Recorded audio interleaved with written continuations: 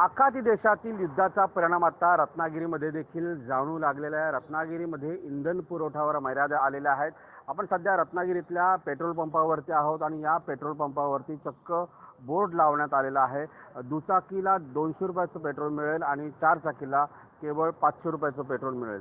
त्याचबरोबर चारचाकीला डिझेल जे आहे ते 1000 रुपयाचे मिळेल।